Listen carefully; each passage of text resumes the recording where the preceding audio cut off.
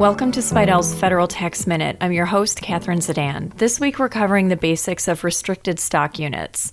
Spidel's upcoming Stock Incentive Plans webinar on February 9th will cover the differences between ISOs, NQSOs, ESPPs, RSUs, and RSAs.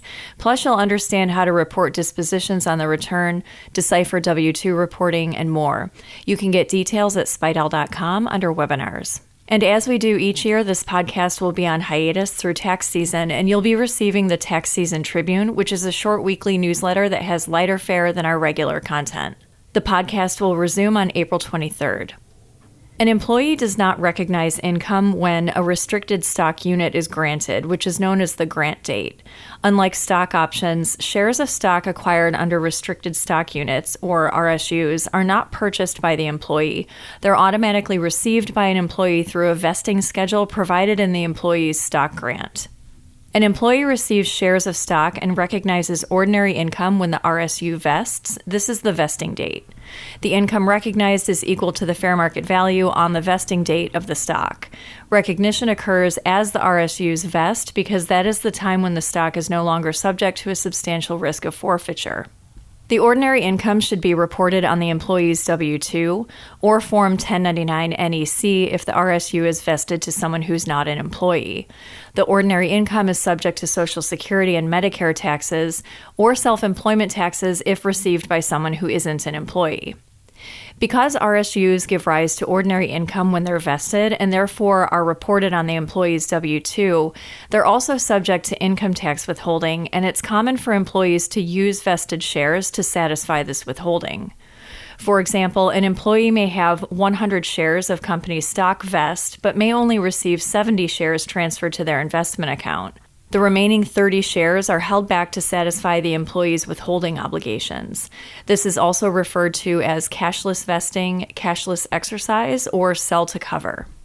In this scenario, even though the taxpayer technically sold some of their RSUs to cover their paycheck withholding obligation, the sold shares may not appear on a Form 1099-B at all. This is the case where the shares never pass through the broker and the sell occurs directly through the employer. In addition to the ordinary income recognized on the vesting of RSUs, taxpayers will recognize capital gain or loss when they dispose of the stock, calculated by subtracting the stock's fair market value on the vesting date from the sales proceeds. The capital gain or loss is classified as long-term if the shares are held for more than 1 year from the vesting date to the date of disposition. When an employee's RSUs vest, the stock is transferred into the employee's brokerage account. The cost basis provided in the employee's brokerage account, as well as Form 1099-B when the shares are sold, is the fair market value of the shares sold on the vesting date. Because the amount reported as the cost basis is the same as the amount that was reported on the employee's W-2 or 1099 NEC for non-employee recipients of RSUs, the basis reflected on the employee's brokerage statement should be accurate. Even though the basis reported to the brokerage company should be accurate, the basis is not reported to the IRS because it's classified as a non-covered transaction. This means if Form 1099-B for the sale of the stock does not reflect any basis at all, the tax professional may have to review old W-2s and RSU awards to track down the basis. Get all the news you need to keep your clients current, as well as new tax planning strategies to minimize taxes throughout the year at Spidel's quarterly federal tax update webinar. Sign up for all 4 topic-driven webinars or just a single session at spidel.com under webinars. That's all for this week. Have a productive tax season, and Spidel's Federal Tax Minute will return for its 4th season on April 23rd.